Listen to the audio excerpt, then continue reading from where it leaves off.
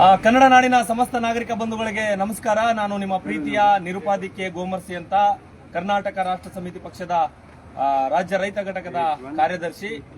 ಬಂಧುಗಳೇ, ಇವತ್ತು ನಾವು ಯಾದಗಿರಿಯಲ್ಲಿ ಇದ್ದೀವಿ. ಯಾದಗಿರಿಯಲ್ಲಿ ಎದ್ದೇಳು ಕನ್ನಡಿಗ ಕೆಆರ್ಎಸ್ ಪಕ್ಷ ಸೇರ್ಬ ಎನ್ನುವಂತ ಅಭಿಯಾನವನ್ನ ಬೆಳಗ್ಗೆಯಿಂದ ನಾವು ಇಷ್ಟೊತ್ತವರೆಗೂ ಕೂಡ ನಡೆಸಿದ್ವಿ. ಈ ಸಂದರ್ಭದಲ್ಲಿ ನಮಗೆ ಕೆಆರ್ಎಸ್ ಪಕ್ಷದ ವಿಚಾರಗಳನ್ನ, ಹೋರಾಟಗಳನ್ನ, ಜನಪರ ಕಾರ್ಯಕ್ರಮಗಳನ್ನ ಬಹಳ ಗಮನಿಸಿ ಇಂತಹ ಪಕ್ಷಕ್ಕೆ ನನ್ನ ಬೆಂಬಲ ಇರಬೇಕು ಅನ್ನುವಂತ ಯುವ ಮನಸ್ಥಿತಿಯಲ್ಲಿ ಉಳ್ಳಂತ ಒಬ್ಬ ನಮ್ಮ ಯಾದಗಿರಿಯ ಕನ್ನಡಿಗ ಯುವಕ, ಮತ್ತೆ ಬದಲಾವಣೆ ಮಾಡಬೇಕು ಈ ದೇಶವನ್ನ, ಈ ರಾಜ್ಯವನ್ನ ಅನ್ನುವಂತ ಕಂಡಿರ್ತಕ್ಕಂಥ ನಮ್ಮ ಸಾಬಣ್ಣ ಅಂತ ಹೇಳಿ ಅವರು ಯಾದಗಿರಿಯವರು. ನಾವು ವಾಹನವನ್ನು ತೆಗೆದುಕೊಂಡು ಏನೋ ಯಾದಗಿರಿ ಮಾರ್ಗವಾಗಿ ಕಲಬುರಗಿಗೆ ಹೊರಟಿದೀವಿ. ಅವರೇನೆ ಬಂದು, ಸರ್ ನಾನು ಈ ಕೆಆರ್ಎಸ್ ಪಕ್ಷಕ್ಕೆ ಸೇರಬೇಕು, ಇಲ್ಲಿ ಯಾರನ್ನ ಸಂಪರ್ಕ ಮಾಡಬೇಕು, ಇದು ಸೇರೋದು ಹೆಂಗೆ ಅಂತ ಹೇಳಿ ನಮ್ಮನ್ನ ಕೇಳಿದಾಗ ನಾವು ಅವರಿಗೆ ಮಾತಾಡ್ಸೋಣ, ಅವರಿಗೆ ಮೆಂಬರ್ಶಿಪ್ ಕೂಡ ಮಾಡಿದೀವಿ. ಈಗ ಅವರು ಯಾಕೆ ಕೆಆರ್ಎಸ್ ಪಕ್ಷಕ್ಕೆ ಸೇರ್ಬೇಕನ್ನಿಸ್ತು, ಮತ್ತೆ ಕೆಆರ್ಎಸ್ ಪಕ್ಷ ಏನ್ ಮಾಡ್ತಾ ಇದೆ, ಮತ್ತೆ ರಾಜ್ಯದ ಯುವಕರಿಗೆ ಈ ಸಾಬಣ್ಣ ಕೊಡುವಂತ ಸಂದೇಶ ಏನು ಅನ್ನುವಂತ ವಿಚಾರವನ್ನ ಮಾತಾಡ್ಸೋಣ. ಈಗ ಸಾಬಣ್ಣ ಅವರೇ ನಮಸ್ಕಾರ. ಈಗ ಕೆಆರ್ಎಸ್ ಪಕ್ಷದ ಸದಸ್ಯರಾದ್ರಲ್ಲ, ಯಾಕೆ ಪಕ್ಷದ ಸದಸ್ಯರಾಗಬೇಕನ್ನಿಸ್ತು, ಮತ್ತೆ ಇದರಿಂದ ನಿಮ್ಗೆ ಏನ್ ಲಾಭ ಅನಿಸ್ತು? ಇವ್ರು ತಗೋಂಥ ನಿಲುವು ಬೇರೆ ಯಾವ ಪಕ್ಷಗಳು ತಗೊಳತ್ತ. ಯಾವ ಭ್ರಷ್ಟರಲ್ಲಿ ಅವಂಥ ಅಧಿಕಾರಿಗಳ ವಿರುದ್ಧ ಇವ್ರು ಮಾಡೋಂಥ ಕಾರ್ಯಗಳು ಯಾರು ಇನ್ನವರೆಗೂ ಮಾಡಲ್ಲ. ಹಾಗಾಗಿ ನಾವು ಈ ಪಕ್ಷಗಳಿಗೆ ಸೇರಬೇಕು, ನಾನೊಬ್ಬ ಮೆಂಬರ್ ಆಗಬೇಕು ಭಾಳ ದಿನ ಕನಸಾಗಿತ್ತು. ಹಾಗಾಗಿ ಇವತ್ತು ಮಾಧ್ಯಮದಲ್ಲಿ ಕಂಡಾಗ ನಾವು ಇದನ್ನು ಸೇರ್ಪಡೆ ಆಗುತ್ತೆ. ಈಗ ಕೆಆರ್ಎಸ್ ಪಕ್ಷದ ಹೋರಾಟಗಳನ್ನು ಯಾವೆಲ್ಲ ಹೋರಾಟಗಳು ಗಮನಿಸಿದ್ರಿ? ನಿಮಗೆ ಇಷ್ಟವಾದಂಥ ಹೋರಾಟಗಳು ಯಾವ್ಯಾವ ನೋಡಿದ್ರಿ? ಕೆಆರ್ಎಸ್ ಪಕ್ಷದ ಹೋರಾಟ ನೋಡಿದ್ರಿ? ಕೆಆರ್ಎಸ್ ಪಕ್ಷದ ಹೋರಾಟ ನೋಡಿ, ಈಗ ಇಲ್ಲಿ ಆ ತರದ ಸಮಸ್ಯೆಗಳಿದ್ದಾಗ ನೀವು ಪ್ರಶ್ನೆ ಮಾಡ್ಬೇಕಂತ ಮನಸ್ಥಿತಿ ಐತಾ ನಿಮಗೆ?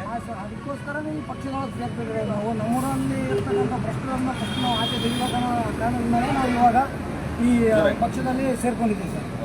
ಏನೆಲ್ಲ ಸಮಸ್ಯೆಗಳಿದಾವೆ ನಿಮ್ಮ ಜಿಲ್ಲೆಯಲ್ಲಿ, ನಿಮ್ಮ ತಾಲೂಕಲ್ಲಿ, ನಿಮ್ಮ ಹಳ್ಳಿಯಲ್ಲಿ?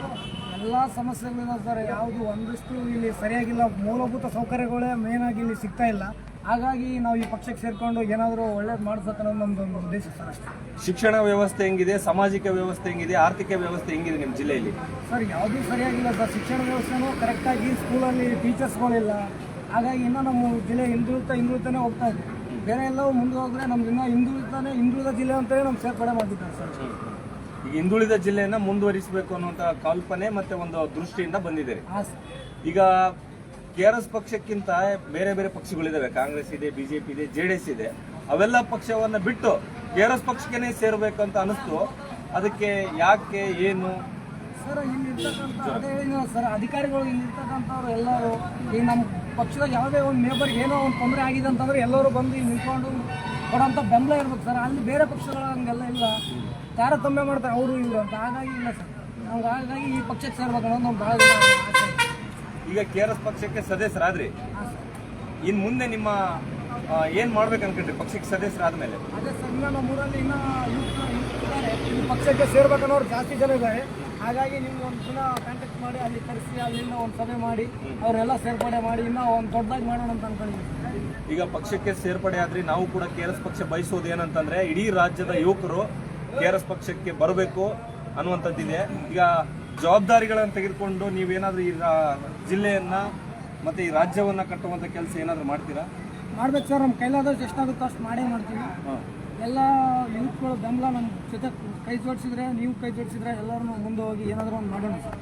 ಈಗ ಕೊನೆ ಪ್ರಶ್ನೆ, ನಿಮ್ಮಂತ ಯುವಕರು ಲಕ್ಷಾಂತರ ಕೋಟ್ಯಾಂತರ ಜನ ಇದ್ದಾರೆ ರಾಜ್ಯದಲ್ಲಿ.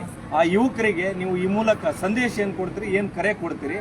ಯಾಕಂತಂದ್ರೆ ಈಗ ಚುನಾವಣೆ ಸಂದರ್ಭದಲ್ಲಿ ಯುವಕರಿಗೆ ಏನಾಗ್ತಾ ಇದೆ ಅಂತಂದ್ರೆ ಹಣಕ್ಕೆ, ಹೆಂಡಕ್ಕೆ, ಬೇರೆ ಬೇರೆ ವಸ್ತುಗಳಿಗೆ ಮಾರ್ಕೊಂಡು ಮತ್ತೆ ಗುಲಾಮರಾಗಿ ಚುನಾವಣೆ ಸಂದರ್ಭದಲ್ಲಿ ಅವರಿಂದ ಓಡಾಡಿ ದುಶ್ಚಟಗಳಿಗೆ, ಅಂದರೆ ಏನದು ಸರಾಯಿಗೆ, ಊಟಕ, ಇದಕ್ಕೆ ದುಶ್ಚಟಗಳಿಗೆ ಬಲಿಯಾಗಿ ತಮ್ಮ ಜೀವನವನ್ನೇ ಹಾಳು ಮಾಡ್ಕೊತಾರೆ. ಹಾಗಾಗಿ ರಾಜ್ಯದ ಯುವ ಜನರಿಗೆ ನೀವು ಏನು ಸಂದೇಶ ಕೊಡ್ತೀರಿ ಸರ್? ಎಲ್ಲರೂ ಇಂಥ ಒಳ್ಳೊಳ್ಳೆ ಪಕ್ಷಗಳನ್ನು ಆಯ್ಕೆ ಮಾಡಬೇಕು. ಇದರಿಂದ ನಮ್ಮ ಜಿಲ್ಲೆನ ಉದ್ಧಾರ ಮಾಡಬೇಕನ್ನೋದೇ ನಂದು ಒಂದು ಯುವಕರಿಗೆ ಸಂದೇಶ. ಕೆಆರ್ಎಸ್ ಪಕ್ಷಕ್ಕೆ ಬನ್ನಿ, ಕೆಆರ್ಎಸ್ ಪಕ್ಷಕ್ಕೆ ಬನ್ನಿ, ಎಲ್ಲರೂ ಕೂಡಿ ನಮ್ಮ ಜಿಲ್ಲೆಯನ್ನು ಮುಂದೂಡೋಣ ಅಂತೇಳಿ. ಧನ್ಯವಾದಗಳು ಬಂಧುಗಳೇ. ಇಷ್ಟೊತ್ತು ನಮ್ಮ ಸಾಬಣ್ಣ ಅಂತೇಳಿ ಡಿಗ್ರಿ ಮುಗಿಸಿದ್ದಾನೆ, ಯಾವುದನ್ನ BA ಬ್ಯಾಚುಲರ್ ಆಫ್ ಆರ್ಟ್ಸ್ ಅನ್ನುವಂಥ ಒಂದು ಡಿಗ್ರಿಯನ್ನು ಮುಗಿಸ್ಕೊಂಡು ಒಂದು ಬಿಸಿ ರಕ್ತದಲ್ಲಿ ಏನಾದರೂ ಒಂದು ಸಮಾಜಕ್ಕೆ ಕೊಡುಗೆ ಕೊಡೋಣ, ಬದಲಾವಣೆ ಮಾಡೋಣ ರಾಜಕೀಯವಾಗಿ ಅನ್ನುವಂಥ ಒಂದು ಕಲ್ಪನೆಯೊಂದಿಗೆ KRS ಪಕ್ಷಕ್ಕೆ ಸದಸ್ಯರಾಗಿದ್ದಾರೆ. ಈಗ ನಾನು ಇಷ್ಟೊಂದು ಅಂಶಗಳನ್ನು ಸಾಬಣ್ಣವರಿಗೆ ಕೇಳಿದ್ದೀನಿ. ನಮ್ಮ ಹಿರಿಯರಾದಂಥ ಜೋಗನಹಳ್ಳಿ ಗುರುಮೂರ್ತಿ ಸರ್ ಅವರು ಏನಾದರೂ ಯುವಕರಿಗೆ ಏನಾದರೂ ಕೇಳುವಂಥದ್ದು ಇದೆಯಾ ಅನ್ನುವಂಥದ್ದನ್ನ ದಯವಿಟ್ಟು ಸರ್. ಈಗ ಸಾಬಣ್ಣವರೇ, ಒಂದೇನು ಸ್ವಾತಂತ್ರ್ಯ ಹೋರಾಟದ ಕೊನೆ ಹಂತದಲ್ಲಿ 1942ರಲ್ಲಿ ಗಾಂಧೀಜಿ ಒಂದು ಕರೆ ಏನಪ್ಪ ಅಂದರೆ do or die quit India ಸಂದರ್ಭದಲ್ಲಿ ಬ್ರಿಟಿಷರೇ ಭಾರತವನ್ನು ಬಿಟ್ಟು ತೊಲಗಿ ಅನ್ನೋ ಸಂದರ್ಭದಲ್ಲಿ ಡೂ ಆರ್ ಡೈ ಅಂತ ಜಂಗಲ್ ಕೊಟ್ಟರು. ಮಾಡು ಅಥವಾ ಮಡಿ ಅನ್ನೋ ರೀತಿಯಲ್ಲಿ ಒಂದು ಇದನ್ನು ಸಂದೇಶ ಕೊಟ್ಟರು ಜನಗಳಿಗೆ. ಗೊತ್ತಾಯ್ತಾ? ಮಾಡಲೇಬೇಕು, ಕಾಯಬೇಕು ಅಂತಲ್ಲ ಅವ್ರು ಹೇಳಿದ್ದು, ಹಾಗೆ ಮಾಡಲೇಬೇಕು ಬದಲಾವಣೆನ ಅನ್ನೋ ಒಂದು ಸಂಕಲ್ಪ ಶಕ್ತಿ ಬರಲಿ ಅನ್ನೋ ದೃಷ್ಟಿಯಿಂದ ಹಾಗಂತ ಕೊಟ್ಟರು. ಆ ಸಂದರ್ಭದಲ್ಲಿ ನಿಮ್ಗೆ ಏನು ಅನ್ನಿಸ್ತದೆ ಈ ಸಂದರ್ಭದಲ್ಲಿ? ಸರ್ ಅವ್ರು ಹೇಳಿದ್ದು ಇವಾಗಲೂ ನಿಜವಾಗಿದೆ ಸರ್. ಯಾಕಂತಂದರೆ ಈ ಎಷ್ಟೋ ಯುವಕರು ಮುಂದೆ ಬರ್ತಾ ಇಲ್ಲ, ಸಮಸ್ಯೆಗಳು ಯಾರು ಕೇಳ್ತಾ ಇಲ್ಲ, ನಮ್ಗೆ ಸಿಗಬೇಕಾಗಿರೋ ಸೌಲಭ್ಯಗಳು ಯಾರು ಕೇಳ್ತಾ ಇಲ್ಲ. ಹಾಗಾಗಿ ಮಾಡಲೇಬೇಕನ್ನೋದು ಈ ಪಕ್ಷಕ್ಕೆ ಸೇರ್ಕೊಂಡು ನಾವೆಲ್ಲ ಕಾರ್ಯಗಳನ್ನು ಮಾಡಬೇಕನ್ನೋದು ನಮ್ಮದು ಅನಿಸಿಕೆ ಸರ್. ಅಂದರೆ ಯುವಕರನ್ನ ಸಂಘಟನೆ ಮಾಡಬೇಕು ಸಂಘಟನೆ ಅಂತ ಮಾಡಬೇಕು ಅನ್ನೋದೇ ಮುಖ್ಯ ಹಾಂ ಸರ್. ಅನ್ನೋದು ಇದಿದೆ ಅಲ್ವಾ? ಹೌದು ಸರ್.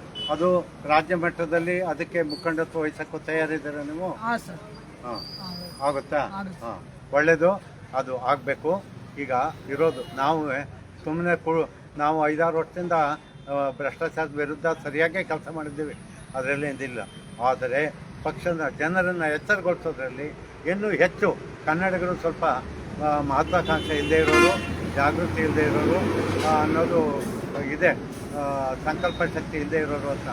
ಅದರಿಂದಾಗಿ ಅವರನ್ನು ಎಚ್ಚರಿಸಬೇಕು ಅಂದರೆ ಇನ್ನೂ ಹೆಚ್ಚು ಕೆಲಸ ಮಾಡಬೇಕಾಗ್ತದೆ.